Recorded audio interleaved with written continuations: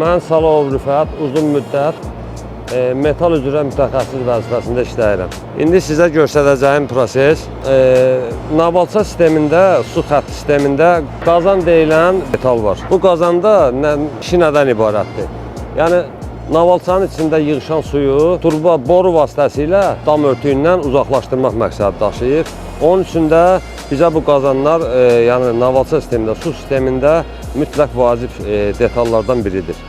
Onun üçün həmin o Navalçanın formasında əyilmiş bir detaldır. 20 sant uzunluğu olur. Eni uzunu da ki, Navalçanın eni uzunluğunda. 20 sant bir detal götürürük və belə bir çaşka dediyimiz, yəni bu çaşka bunun üstünə tikilməlidir ki, bu parçanın. Gələcəkdə boru vasitəsilə onu keçirdib suyu yəni aşağı salmaq, damı 2 mərtəbəli bina olsun ya 1 mərtəbə olsun fərq etməz. O suyu dam örtüyündən uzaqlaşdırmaq məqsədi daşıyır. Onun üçün bu iki detaldan başqa bizə belə bir adi özümüz düzəltdiyimiz belə bir kəsici bir alətdir. Armaturdan düzəltmişik. Ucu da çox kəsicidir və belə bir parçadan düzəltdiyimiz biz buna altlıq deyirik. Yəni bu altlığın üstünə bunu qoyub deşməsən, bunu deşmək üçün direldən istifadə eləməlisən və yaxud bu Ulduz dam örtükləri.